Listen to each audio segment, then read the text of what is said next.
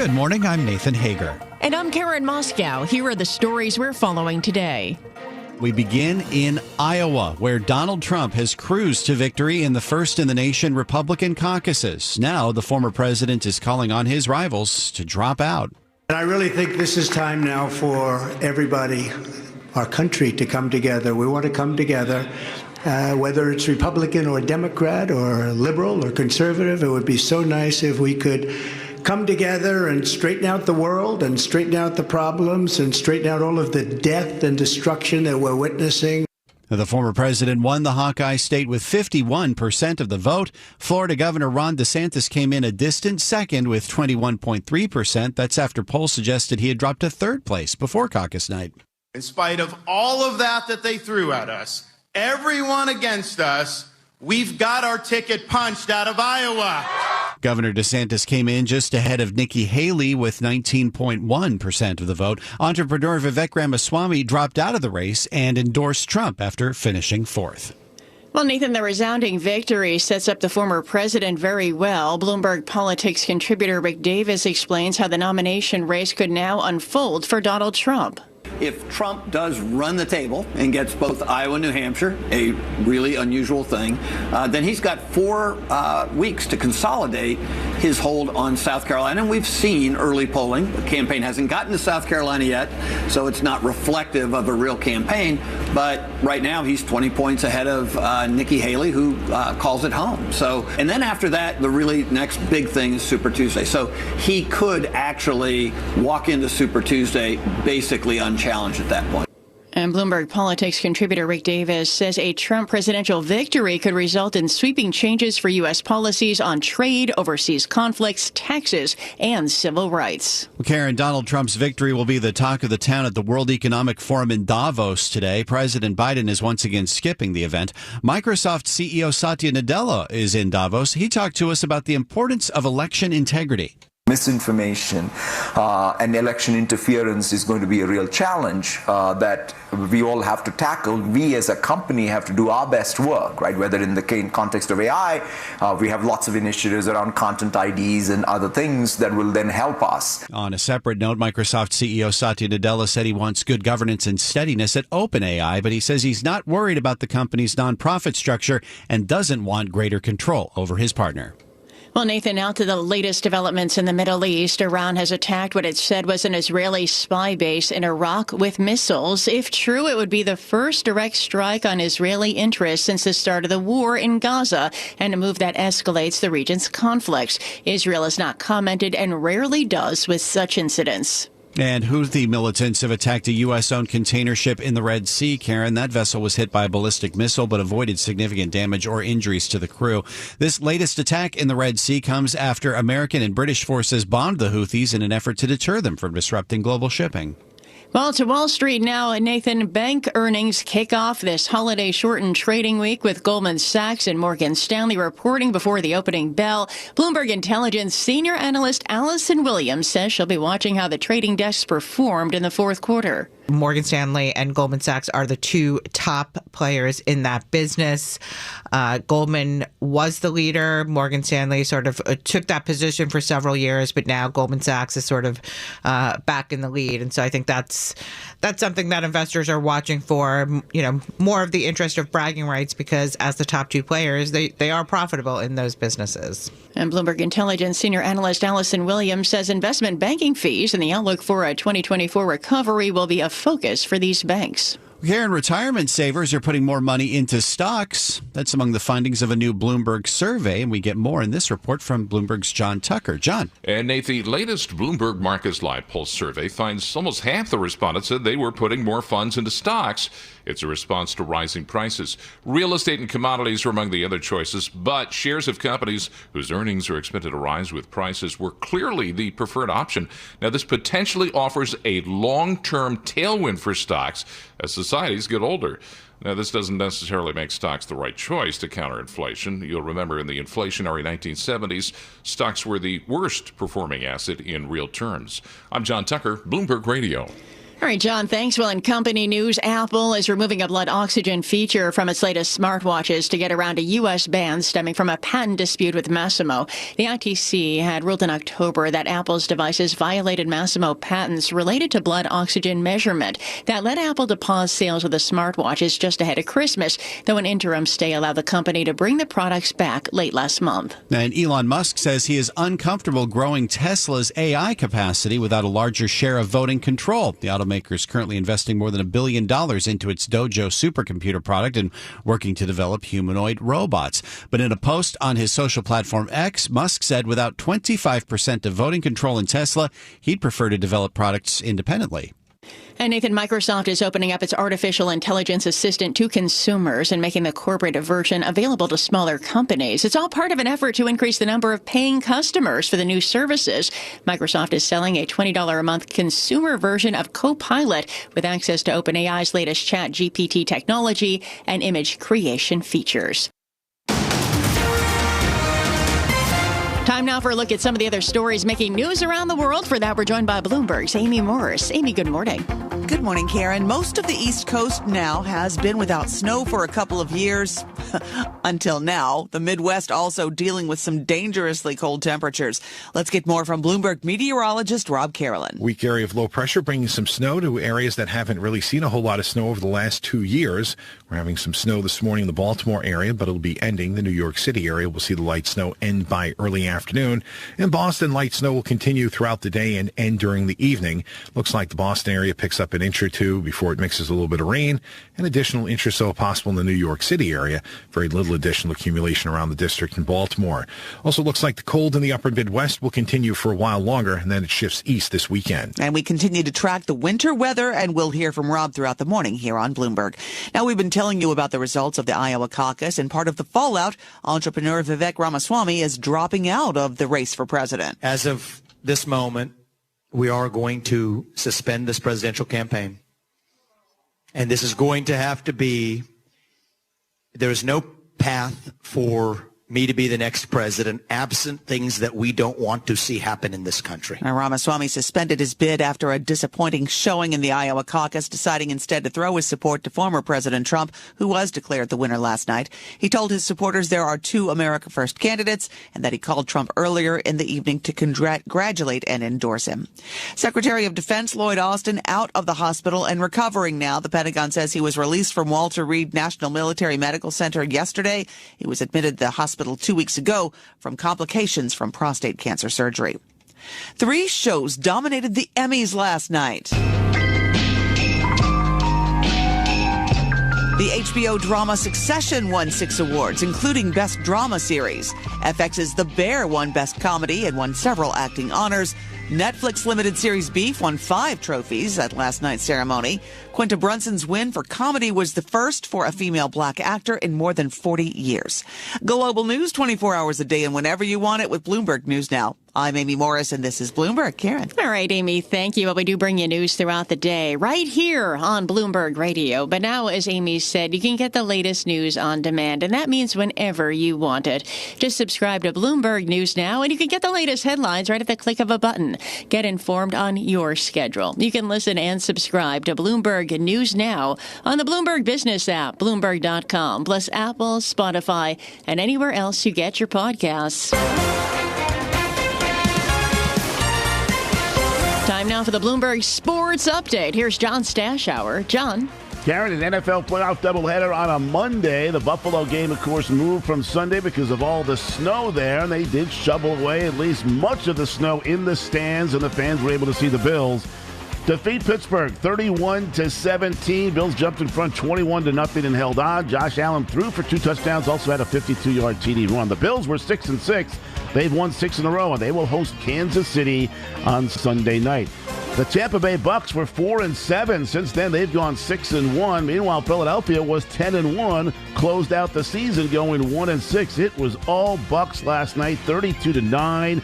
Baker Mayfield threw for 337 yards, 3 touchdowns. They covered 23, 44, and 56 yards. Now the Bucs get ready to play the Lions in Detroit on Sunday.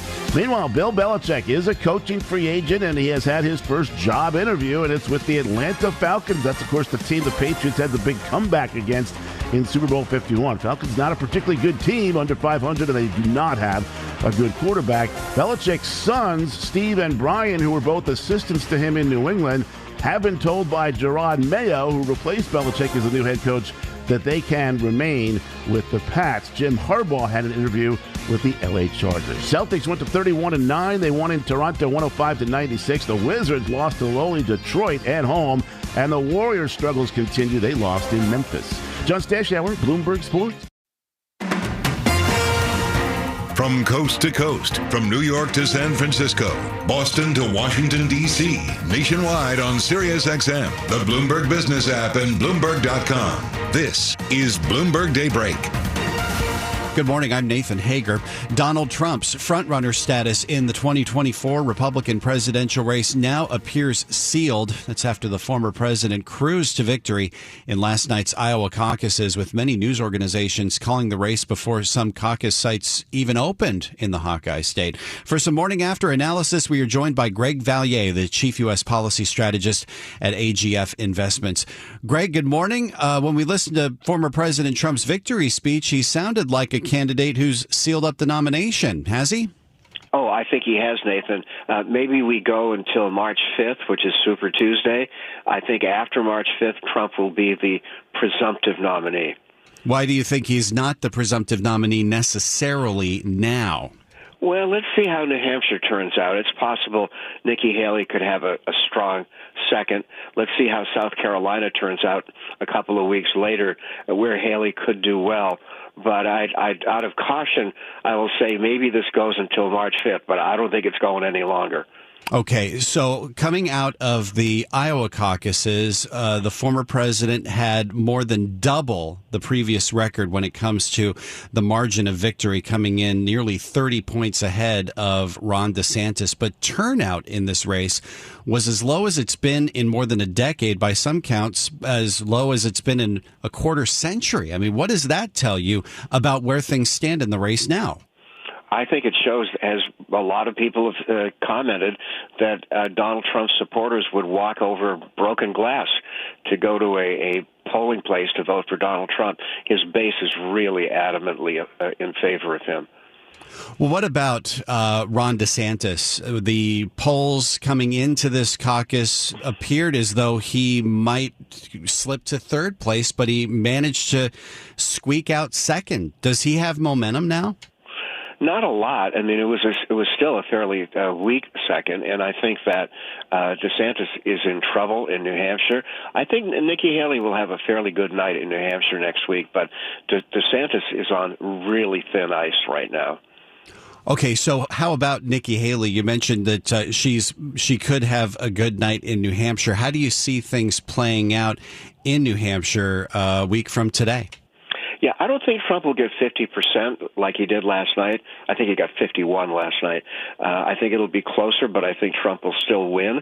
Then South Carolina, a couple weeks later, could be really interesting because, of course, Haley is from South Carolina, but Trump is very popular there. I just don't see a big opening left for DeSantis.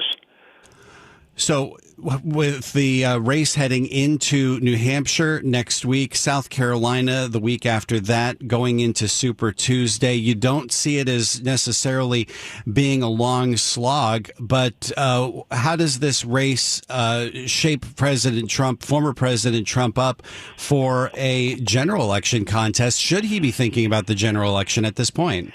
Yeah, the general election looks roughly tied. Some polls show Trump ahead by 2 or behind by 2. A lot of wild cards, Nathan, whether it's immigration, you look at the Chinese election this past weekend, you look at a need to support Ukraine, you look at what's happening right now in the Red Sea.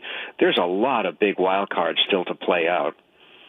And how should President Biden be reacting to this result? You mentioned immigration, and going into the race, immigration was seen as the biggest issue for many of the voters going in here. How should President Biden react to a Trump victory in Iowa?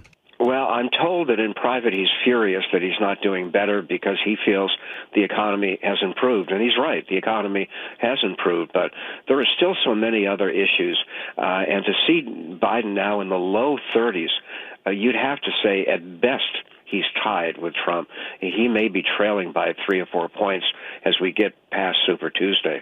And how much of an issue at this point is former President Trump's legal battles? I mean, coming out of this Iowa caucus, he's going to be heading right back into a courtroom later today for the E. Jean Carroll case. That's one of many legal matters that he's dealing with. Yeah, I don't get that one. He shows up in court, mocks the judge, mocks prosecutors, and thinks that it's going to help him politically. I disagree. I don't think he has to do that because he just draws more attention to these problems. And he certainly got the attention of Iowa voters last night, as you said, walking over coals and over sub-zero ice to get to the caucuses for him last night. Thank you for this, Greg. Good having you on with us this morning after the Iowa caucuses. Greg Valliere with us this morning, the Chief U.S. Policy Strategist at AGF Investments. Now we want to turn from snowy Iowa to snowy Switzerland and bring you some of the most important conversations from the World Economic Forum's annual meeting in Davos. Microsoft CEO Satya Nadella says he wants good governance and steadiness at OpenAI, but he's not worried about the company's nonprofit structure and doesn't want greater control over his AI partner. Satya Nadella spoke with Bloomberg's Brad Stone at Bloomberg House in Davos. You guys have been fairly aggressive and out in front on adding AI features and capabilities to your products. And yesterday, you made an announcement where you're expanding the rollout of the CoPilot tool, fueled partly by your partnership with OpenAI, into Microsoft products like Outlook and Word and Excel. Talk a little bit about that, and how widely do you expect those tools to be used? Yeah, I mean, if I step back, if you sort of look at what has happened even in the last, I would say, 16 months, right? You have to go back to November of 22 when ChatGPT first came out. I think that was the moment which I like to describe as the Mosaic-like moment. In fact, interestingly enough, it was November of 93, a year after I joined Microsoft, when Mosaic first came out. I think that's the first AI product that we all could relate to and get a real sense of what this generation of AI can do in our lives. But for me, maybe the product that should have really helped crystallize the potential was GitHub Copilot, which probably came 6-8 months before that. And especially when we scaled from GPT 3 to 3.5, that's around the time when we felt that if you can take something like software development, which is, let's call it, the most elite knowledge work there is, and have a tool that allows a software developer, in fact, bring joy back to software development, keep them in flow, get them to finish tasks, that to be solidified. In fact, the idea that you can have a Copilot for pretty much every human task. And so we have been on that journey. And we're anchored on two real things, right? The one thing, the breakthrough, is the user interface. In fact, 70 years of computing history has always been about, can you build that most intuitive user experience? That's kind of how it led to graphical interfaces or the multi-touch phone or what have you. But now with natural language, you ultimately, in some sense, have arrived at that point where it's not about us understanding computers, but computers understanding us. So that's one major breakthrough. The other breakthrough is we now have a new reasoning engine, which is a neural reasoning engine, because the other 70-year history of computing was we digitize people, places, and things and try to make sense of it, reason about it. And so we now have a new capability. So you put these two things together, a new user interface that's much more intuitive, grounded in natural language, multimodal, multi-turn, multi-domain, and a reasoning engine. Pretty much every software category, what is productivity, what is an operating system, what's a browser, they all in some sense collapse. And so that's why to us CoPilot, just as maybe in the past we were known as an Office company or a Windows company or a cloud company, I think going forward we will be. We have a CoPilot, we have a CoPilot stack in Azure, which is all the APIs, and that's sort of what our core focus is. Right. Now tell us, let's talk a little bit about the relationship with OpenAI and how we should understand it. CoPilot is powered by OpenAI. We saw some instability in the relationship back in November, which you seem to have now come through. Is Microsoft outsourcing what you're describing as a core capability going forward? Yeah, so I think if you sort of step back, in fact, it's probably helpful to understand. I grew up in a Microsoft which sort of had these massive partnerships. The first partnership that at least I joined was around Intel and Microsoft. I don't think Windows would have existed without Intel, and Intel wouldn't have had the success without Windows. Subsequently, in fact, it's interesting, I worked on our SQL Server product with SAP. In fact, I don't think SQL Server, our database, would have existed without SAP. SAP's success of being able to support SQL Server also helped them a lot. And so in the same vein, I think of OpenAI and Microsoft. So I'm used to constructing. In fact, a lot of people talk about organic development, which of course is the core. People talk about M&A, but sort of not as much is talked about how much enterprise value gets created by partnering effectively. So that's the spirit with which I think about OpenAI. So there's a whole lot we do. So when you say outsourcing, who's outsourcing what to whom is the real question, right? So we build the compute. They then use the compute to do the training. We then take that, put it into products. And so in some sense, it's a partnership that is based on each of us really reinforcing what each other does. And then ultimately being competitive in the marketplace. There's room for, I call it horizontal specialization. There is room for vertical specialization. Sometimes some business models are in vogue. I'm a big believer in horizontal specialization, especially if you can vertically integrate everything. This is Bloomberg Daybreak Today, your morning brief on the stories making news from Wall Street to Washington and beyond. Look for us on your podcast feed at 6 a.m. Eastern each morning on Apple, Spotify, and anywhere else you get your podcasts. You can also listen live each morning starting at 5 a.m. Wall Street time on Bloomberg 1130 in New York, Bloomberg 99.1 in Washington, Bloomberg 106.1 in Boston, and Bloomberg 960 in San Francisco. Our flagship New York station is also available on your Amazon Alexa devices. Just say, Alexa, play Bloomberg 1130. Plus, listen coast to coast on the Bloomberg Business app, SiriusXM, the iHeartRadio app, and on Bloomberg.com. I'm Nathan Hager. And I'm Karen Moscow. Join us again tomorrow morning for all the news you need to start your day right here on Bloomberg Daybreak.